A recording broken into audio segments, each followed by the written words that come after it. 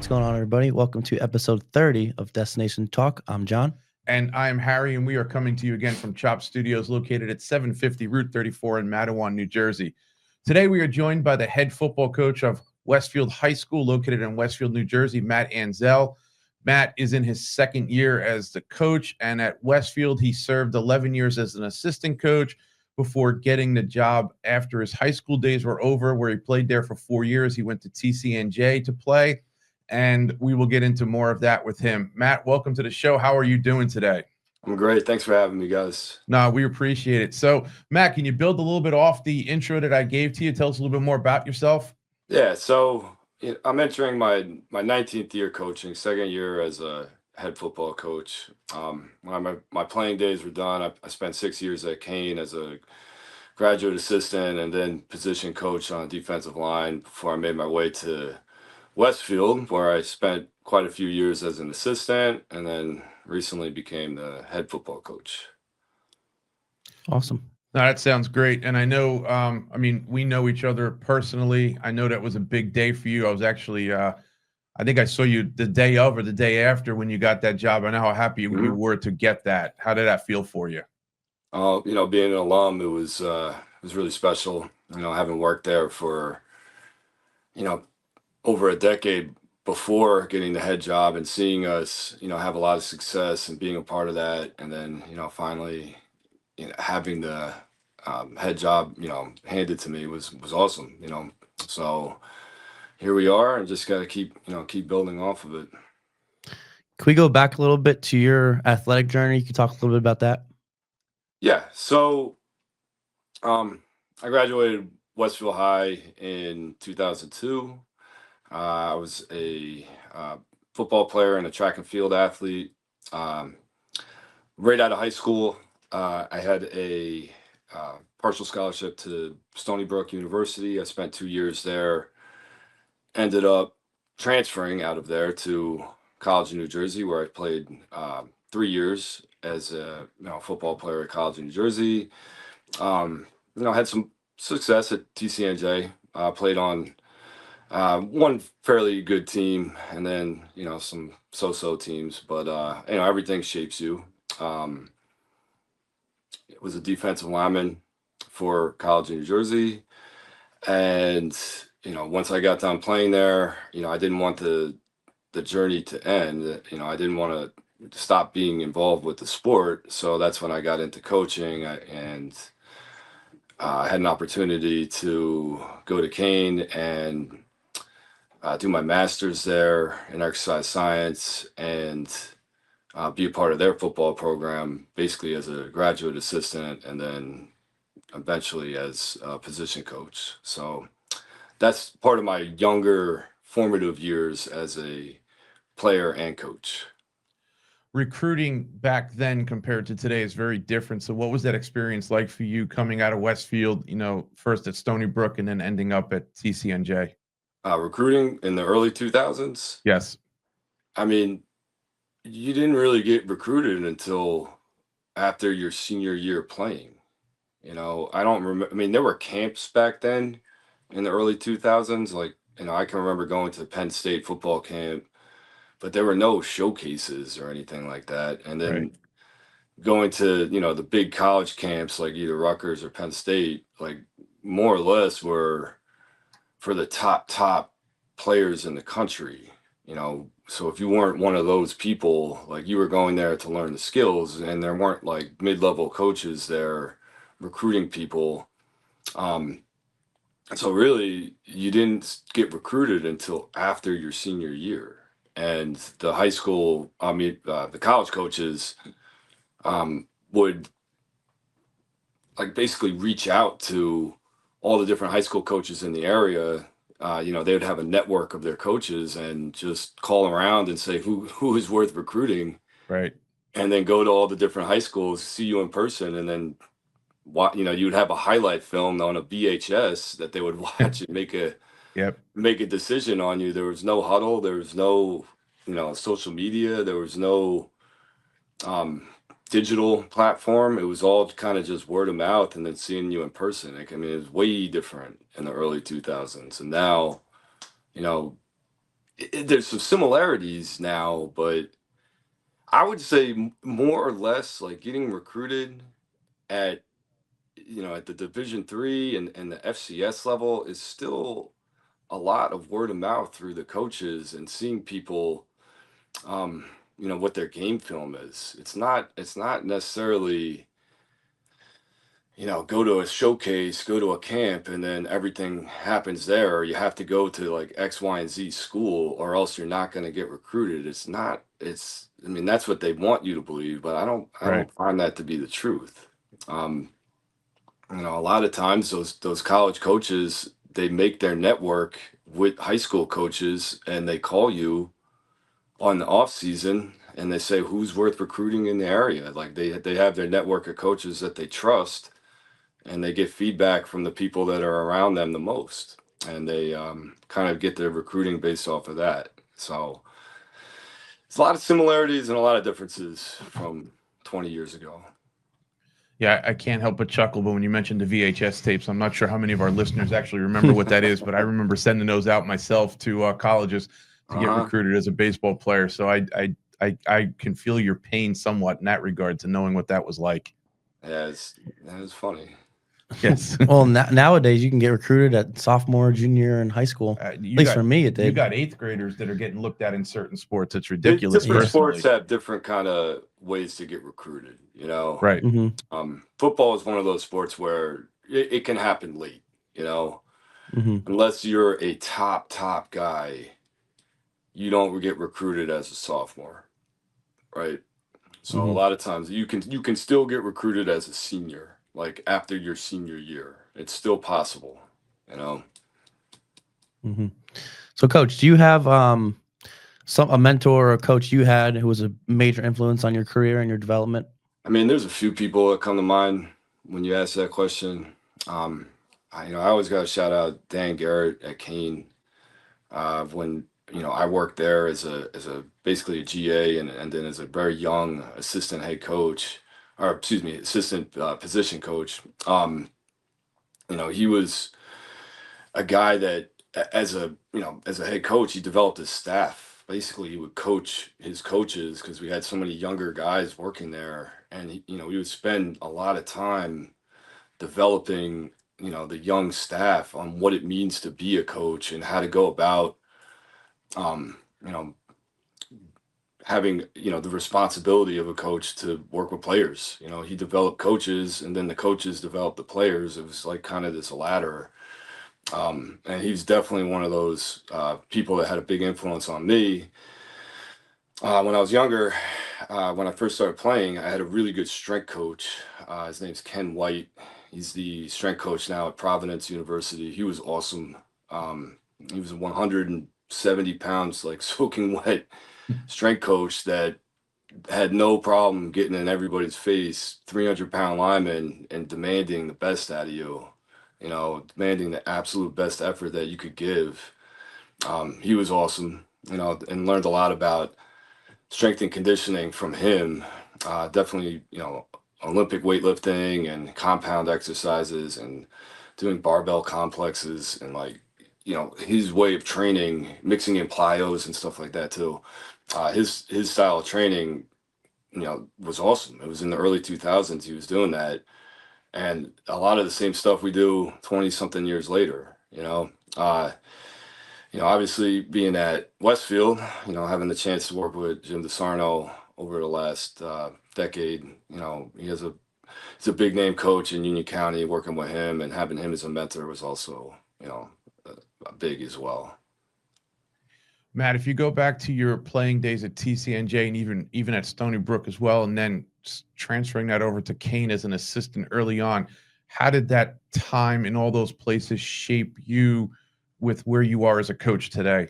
I mean, they're all high level college, programs, right? TCNJ was a program that had a ton of history, very similar to Westfield. It was over a 75-year-old college football program, and they're all very, very competitive.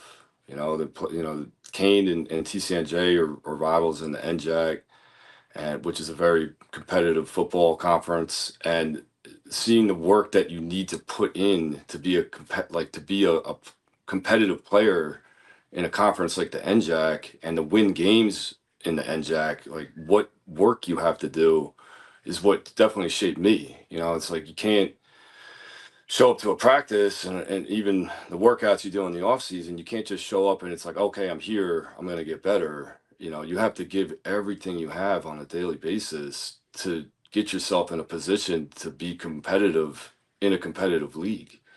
So, you know, being in all, being a player at TCNJ, being a coach, young coach at Kane, I'm learning how much work and effort and how competitive you have to be.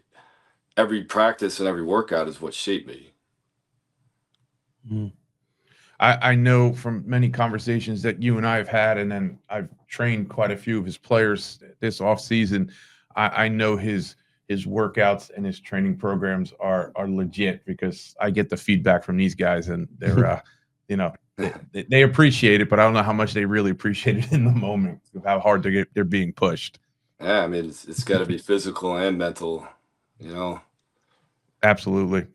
So, Coach, you spent 11 years as an assistant. What did that time teach you about building a winning culture and a winning program? Again, just being thorough. As an assistant, I feel like you need to make the head coach's job easier. You need to take ownership of your, whatever position you're coaching, whatever your responsibility is. Like you want to own that and think of yourself as the head coach of that position and build a small community within your own program, within your own team, and their success is your success.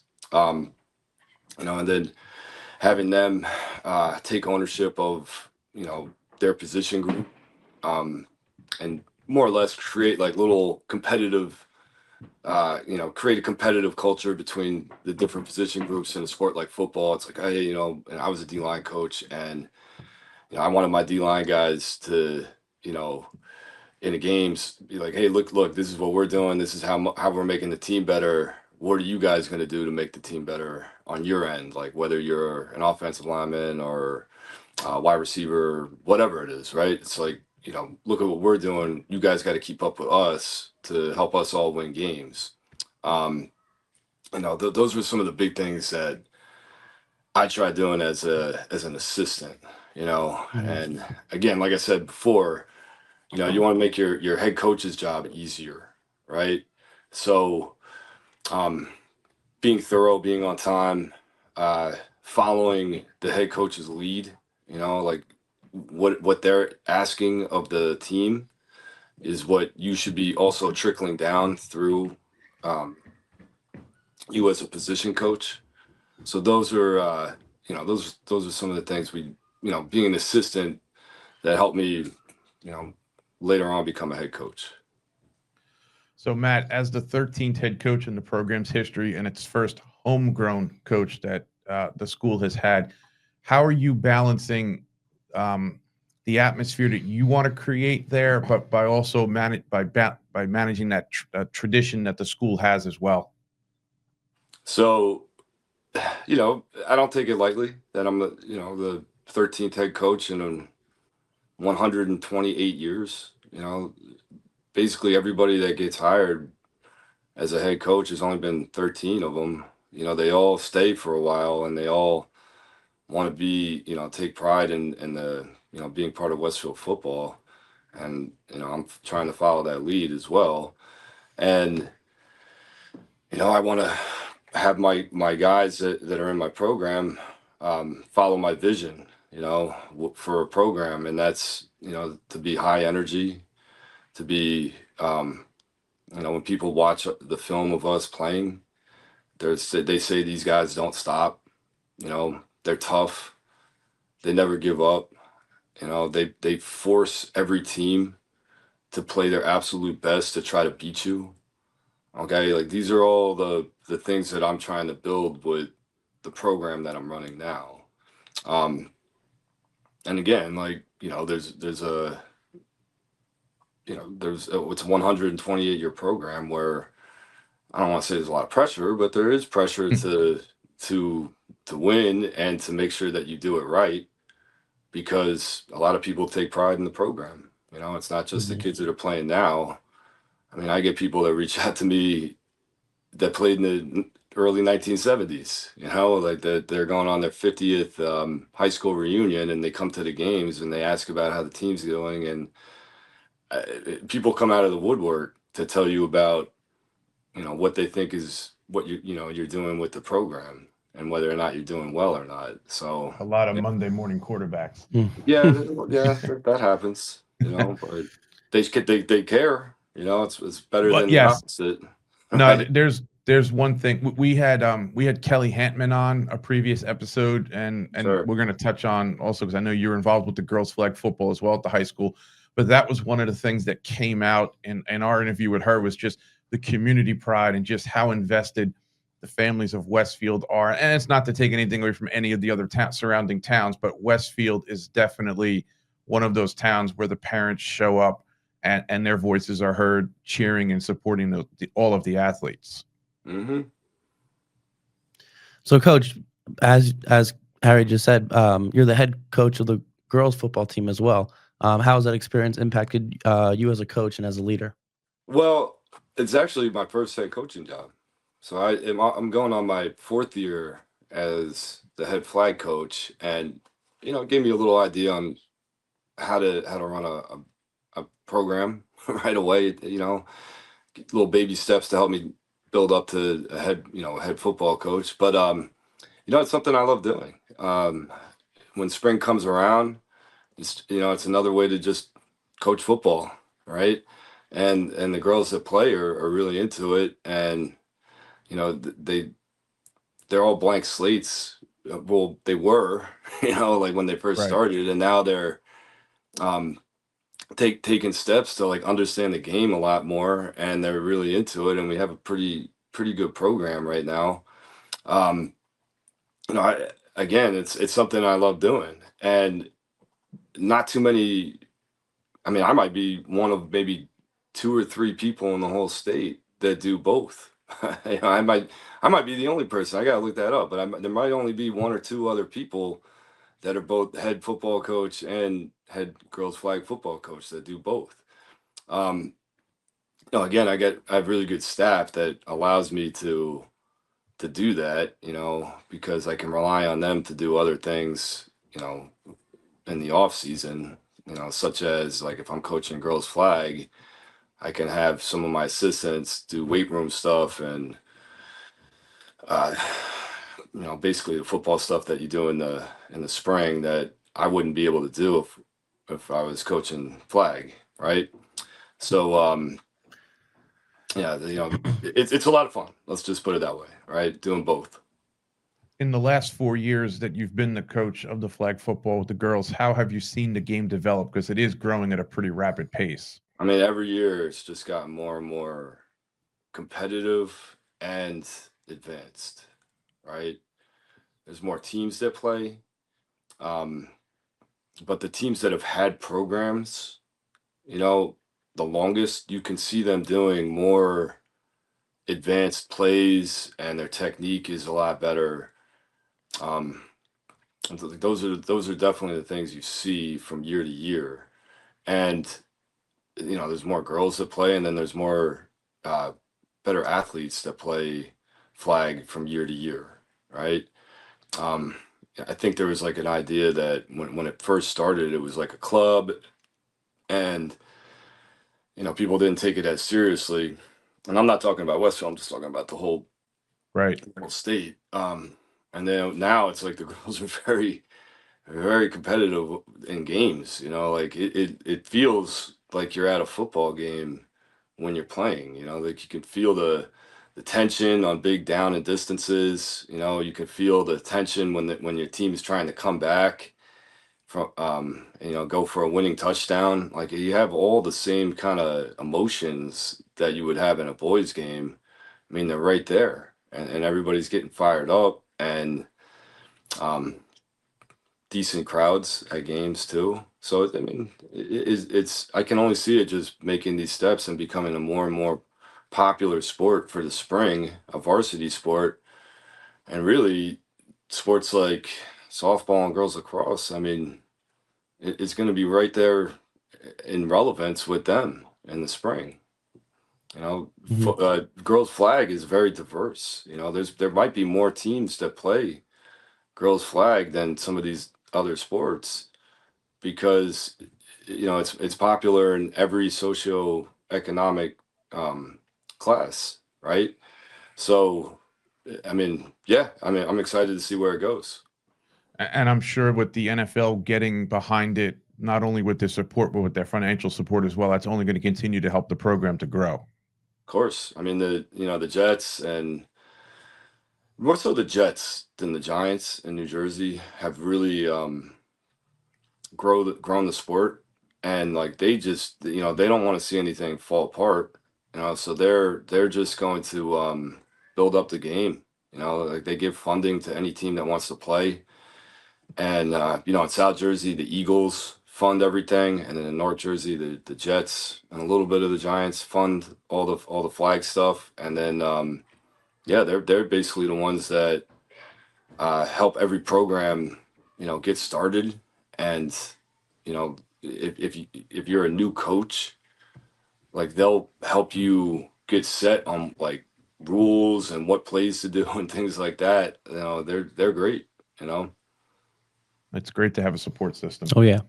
So, Coach, what is your approach on training and preparing your athletes both in season and out of season? Uh, Big emphasis on it. In high school, you got 14 to 18-year-olds, right? Mostly Mhm. 14 to 17-year-olds. So your bodies are still developing, and you need a foundation of strength, and you need a foundation of body weight strength, um, and absolute strength. And a lot of the kids, they've never really done any training before they've got to high school, right? The vast majority of them haven't. And I can say this with confidence is that generally when you play a high school football game, if the stronger team wins, right? So if Mhm. you are a physically stronger and mentally and a better conditioned team, you're gonna wear another team out, and you're gonna beat them in the fourth quarter. So we put a ton of emphasis on strength and conditioning. We have a program for incoming freshmen, like a foundational training program to get them caught up. And then once off season hits, we do uh, you know what would you call a GPP training Mhm. system, right? Yep. So they're doing like a general physical preparedness.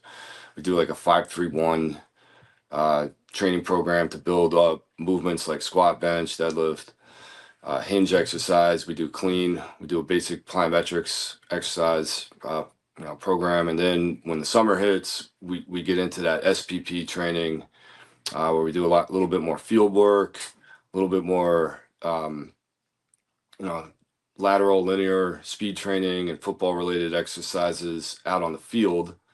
And then we have a training program that we do during the season. Like we don't let these guys skip this stuff, right? Because Mhm. you know, like in my experience, especially in high school, like the team that is bigger, stronger, and faster is going to win games. And a lot of high school programs slack on the training, and they'll definitely slack on the in-season training. Some high school programs don't train at all during the in season. Like we're gonna do that. Like we're gonna mix it into practice. We're gonna do it before practice. We're gonna do it during practice. And that's a big emphasis right now that I'm making on our program is that we're gonna be a stronger physically and mentally team. And we want to be that way against the teams that we play against. And it sounds like you're very diverse in your training too. You're working on, in the weight room, on the field as well. Everything has its own purpose. Sure. I mean, we start camp August 11th, and I plan on having segments of practice where you know, if you're not involved in a drill, it's like, you know, you're doing kettlebell swings, or you're doing band exercises, or you're flipping tires, or you're swinging a sledgehammer against a tire. Like, you're doing something instead of just standing around during practice, Mhm. just to keep everybody fit, you know. So, building off of that, is there a fine line that you have to be aware of as a head coach where they're doing too much versus too little? Of course, I mean, I mean, football is a game where, um, you know, unfortunately, a lot of parents aren't always crazy about letting their kid play football, right? Right. And you need to have them have a good experience with it, right? So we have to be mindful of practices not being too long, and not, I don't want to say not too intense. It's like, it's going to be intense, but it has to be in the right way, and it has to be efficient. And, you know, you have to have the kids leave practice basically feeling good about what they're doing, right? Um, Otherwise, you know, there's going to be burnout, and, you know, kids might quit. Now, kids are going to quit anyway. You know, and you build a good program, you know, like, you're not going to have 300 kids on the team. You know, you want to keep the good kids that you have, and then, and if not everybody, if you're not into it, then it's okay for you to not play, but you have to have a healthy balance in there. So yeah, as coaches, you know, me as a head coach, I'm definitely mindful of, you know, how long a practice is, how intense it is, and the energy of the kids during practice. Right. That's always something I've been keen on, is reading the energy of the room, and reading the energy of the team and the practices and the games that we're, you know, playing. Right. Like, if the energy isn't good, then we got a problem. We got to fix that. Yeah, I mean, it's a challenging sport in the sense that it's very physical. It's got elements of violence to it, and if you're not accustomed to that, you have to train to get hit if you don't know what it is to get hit. Of course. And I think that's where some of that gray area comes in. You know, obviously, we can debate whether coaching styles from many years ago were barbaric in a way, but you know that's how the game was played. We're a little bit more conscious of injuries, and especially head injuries in the sport. Sure. But you have to know what it is to go through that type of physical play to understand how the game is. The game today has progressed so much since, I mean, the early 2000s when I played, and then, I mean, I'm not even sure what it looked like in the 80s, 90s, but I mean, Very big shoulder pads. very big shoulder pads, a lot of what you call kill drills, where they're just Right. smashing each other the whole time. I mean, you have to be, in 2025, you have to be like a new age coach, where you're doing drills and running a practice that has high energy, but not a lot of, um, like, bringing people to the ground. And you have to have ways to keep your players fresh, right? So you have to do drills that, you know, both teach but keep your players, bodies fresh, and limit contact, you know, for lack of a better word. Like, you gotta have drills that limit player to player, um, physical contact. As crazy as that Mhm. sounds, that's what you have to do. Yeah, So that means you're I tackling think it. dummies and things like Yeah, that. You're tackling people on the gymnastics mats. You know, you're doing tag tempo drills and things like that. Like, you have to do that in 2025, or you're going to lose people. I think for as great as they were, and it would be a great conversation to have at a future date. But the Lombardis and the Parcells of yesteryear, I'm not so sure how their coaching style would have translated to today. I mean, there's a great coaching expression, right? It's, you change with the times, or the times are going to change you, right? So the great coaches change with the times. I mean, you have Pete Carroll, who coaches right now, who's in his 70s. Belichick is coaching in college. He's in his 70s, right? Like there's certain guys that do it, like that you would consider old school dudes, Right. but if you want to be a coach that coaches into your 60s and 70s, you have to adapt to the way the game is being played and practiced, or you're going to go the way of the dodo. You're just going to be gone. Hmm. So, kind of following up what we were talking about, from your perspective, how has the path of college football changed since your playing days? From your perspective, The path to college football, yeah, like getting recruited. getting recruited, yeah, or even the game today. I mean, the NIL is for big time college football is a game changer. Hmm. Old school college. I mean, college football was like you went to a school and it's like you stuck it out there for 4 years, and like you really wanted to be a part of that program. Today, and again, this is FBS football. Now you go to a program based on what they can do for you, right? Where it used to be, it's Hmm. like you wanted to be a part of that program and say, it's like, oh, I was a Penn State football player. This means everything to me. Today, it's I want to go to a school because they're offering me X amount of money to be a part of it, and it gives me my best chance to get drafted, possibly, right? Like that's how kids are uh, today. Looking at recruiting, if you're a high level, high school athlete, that's how they look at it. Now, if you're like a guy who's getting recruited for division 3, 2, possibly FCS, um it's a little different, right? So us at Westfield, um we don't get a ton of FBS type kids. We've had them, but we're not a huge prep school that gets like 6 of them every year. Every once in a while we get a kid that gets recruited by an FBS, but we get a ton of kids that get recruited by either FCS or Division 2 and 3.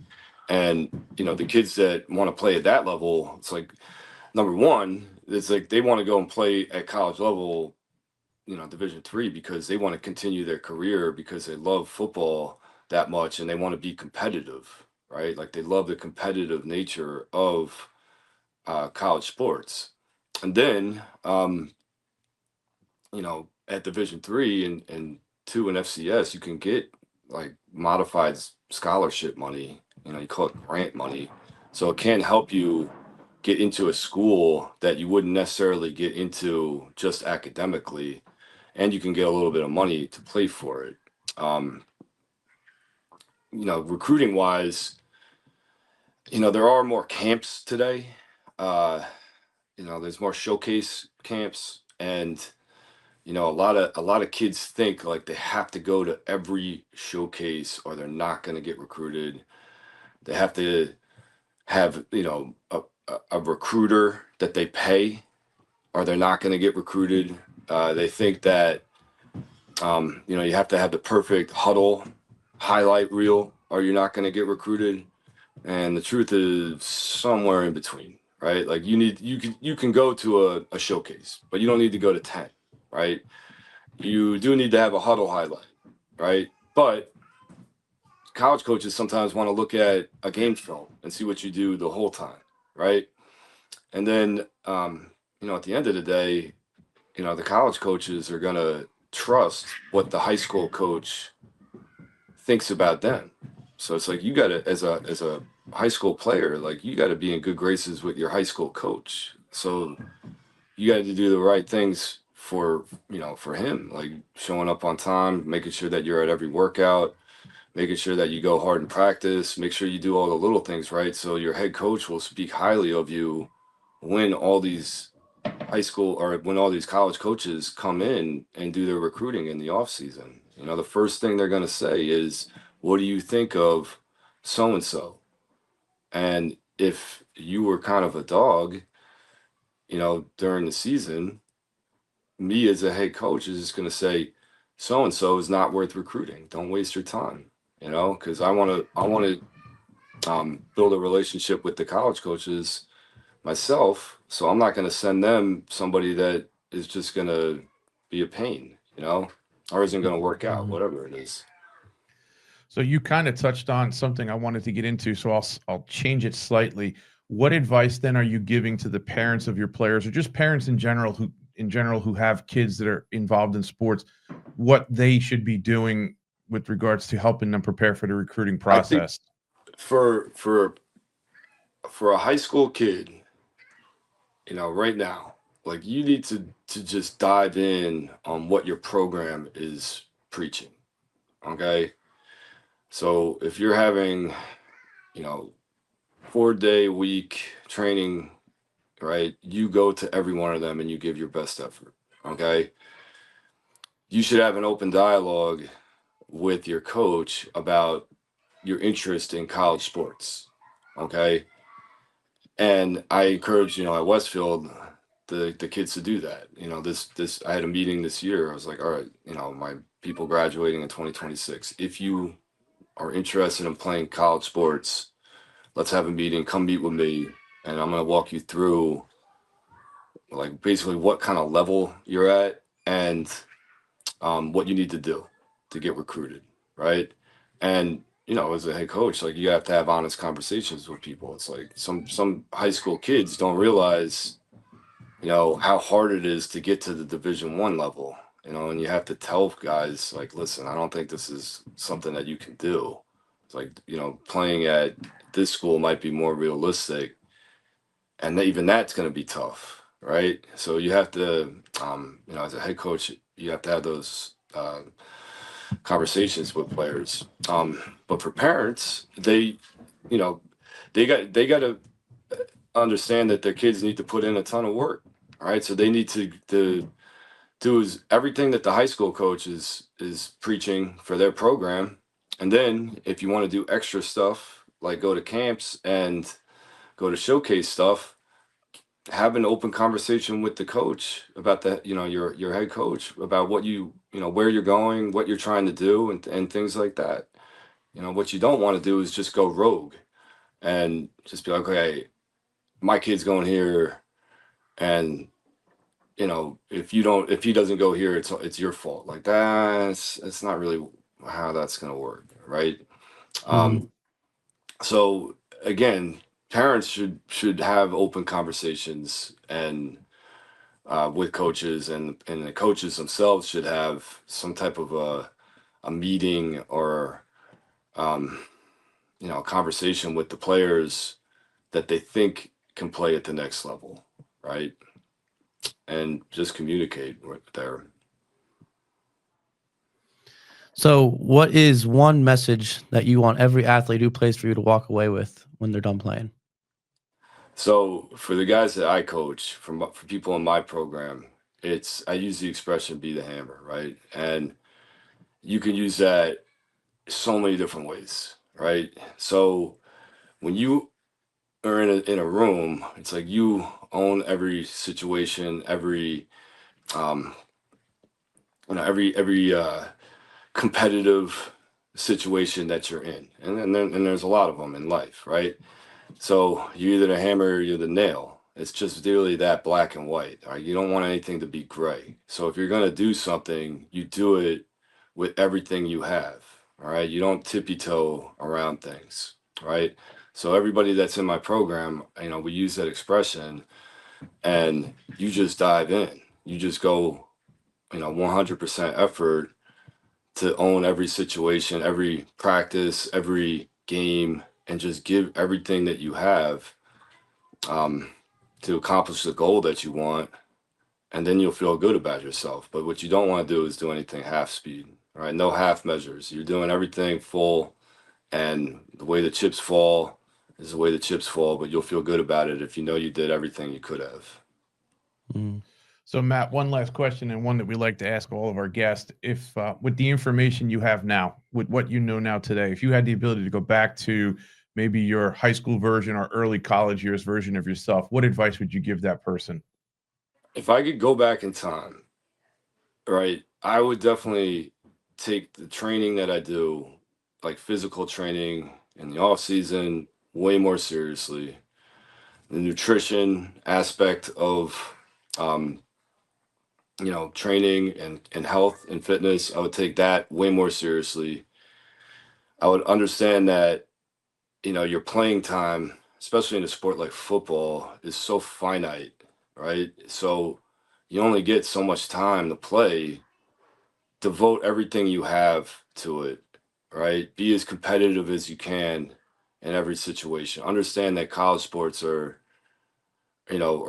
great because they are so competitive, and not everybody gets a chance to do stuff like that. And don't get caught in, the BS, like partying and self-deprecating behavior, toxic relationships with people, uh, you know, poor lifestyle choices and things like that. Just, own the fact that you're a competitive college athlete and even a high level high school athlete, and just be like, this is everything right now. And later on, I can do some of those things that other people that aren't as gifted as me, I can do that stuff later when it's all over, right? But for right Right. now, you know, be happy with the skills that you're blessed with and run with it. Yeah, and I would also add to that a topic we didn't get to in this interview today, but with social media being the way it is and smartphones being out there, you have to be very aware of your digital footprint, because there are so many people watching you today that were not before. Mm-hmm. And then that's an important thing. Yeah, don't spend so much time on your phone. All right, go out and do real world things, right? Don't spend 6 hours a day on your phone, 2 hours a day on Instagram. Go out and do real world stuff. It's very sound advice. And well, Matt, we want to thank you very much for taking the time out of your day to be a part of our show, and we do appreciate your candid answers and for being a part of this. And we wish you all the best on this upcoming season, for a healthy one as well. And that's a wrap on episode 30 with Paz and Harry. Until we see you again.